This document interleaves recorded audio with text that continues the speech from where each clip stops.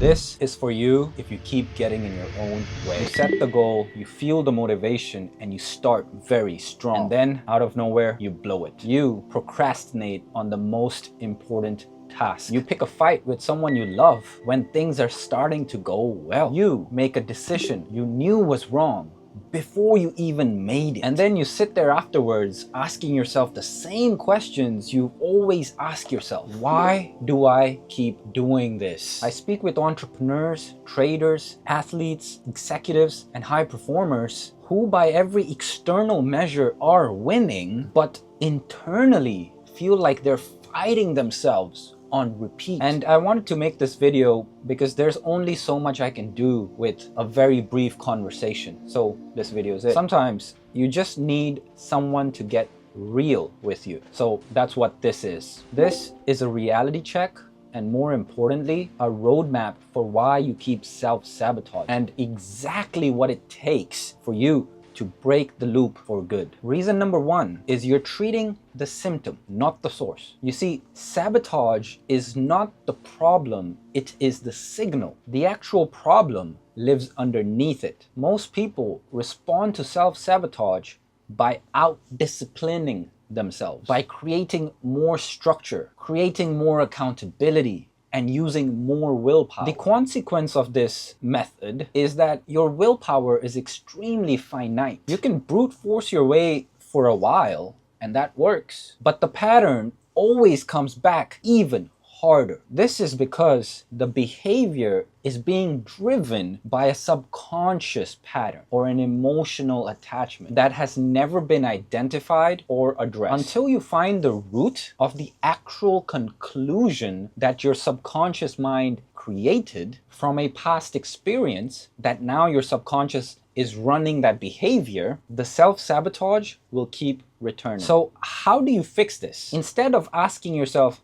how do I stop doing this? You have to start questioning yourself, which part of me believes that this behavior is necessary? That shift in question, that's everything. You see, self-sabotage has a protective function. Your subconscious mind is trying to keep you safe from something. Your job is to find out what that is. Reason number two, your identity has not caught up with your goals. You are trying to achieve goals that your subconscious does not think it deserves or is capable of achieving at this moment in time. Your deep level story, your internal identity was formed years ago, especially in the first 1 to 7 years where your subconscious is being developed through your emotional experiences, through your life experiences, and through the environment and society that you were born and brought up in. If that identity says,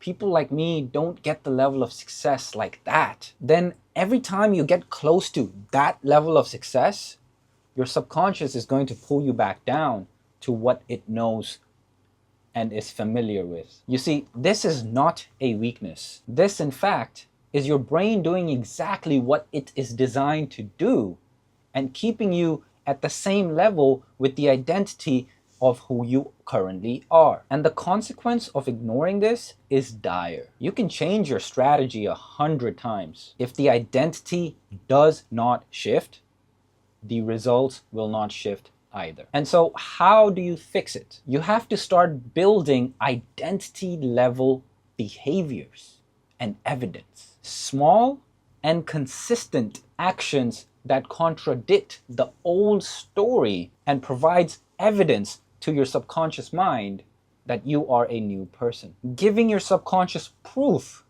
that you are a new identity and not just a goal. The third reason is that you are running on unprocessed emotional data. Somewhere in your past, you had an emotional experience that your mind and body never fully got to process and comprehend. That emotional experience, it's still running. The subconscious mind stores unresolved emotional experience as active data, which means that they continue to influence your decisions, reactions, and behaviors in the present moment. A moment of abandonment becomes hypervigilance in a relationship. A moment of failure becomes an avoidance of being visible to high leverage opportunities. A moment of humiliation becomes you shrinking in rooms where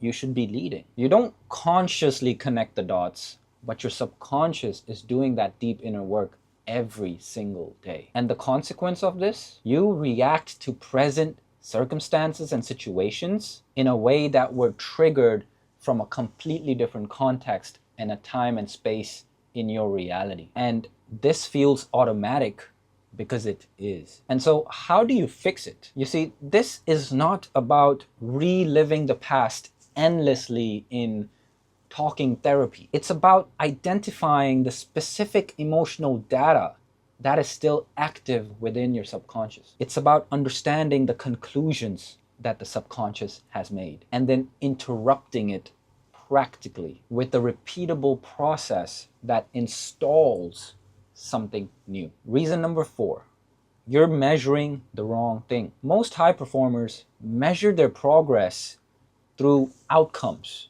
through KPIs, through evidence in the external reality. And the reason this kind of thinking keeps you stuck is because the immediate change does not show up in your external results immediately. If you only measure the output, you'll miss the actual progress that is happening underneath. And even worse is when the outcome does not match the speed of your expectations. That makes you conclude that the inner work is not working. And so you abandon it. And then you go back to trying to change your external results by discipline and willpower alone. And the consequence of that is that you end up cycling through the same loop over and over again indefinitely. You try harder, you burn out, you self-sabotage, you rest and recover, and then you try harder again. So how do you start fixing it? Start measuring internal signals. Are you making decisions from fear or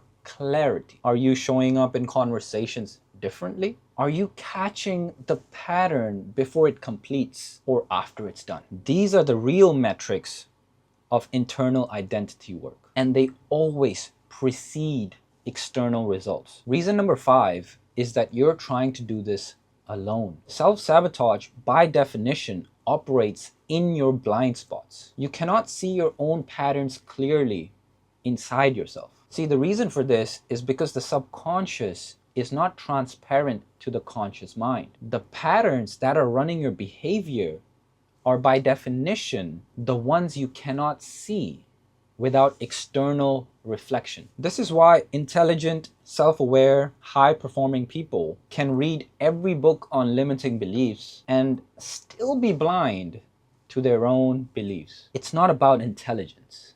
It's about perspective. The consequence of going at this alone is that you end up analyzing yourself in cycles and in circles, making progress in some areas, but the core pattern stays completely untouched because you're using the same mind that created the pattern to try and solve it. So how do you fix it? You need someone outside the system, someone who can see what you can't, who has a repeatable process for identifying core internal patterns, and who can hold you accountable to a new identity while you gather and collect the evidence to make it real. If you watched this video and something hit, if you recognized yourself in any of the things I described, then pay attention to that feeling, because that recognition, that is awareness, and awareness is where everything starts. But awareness alone does not break the loop. You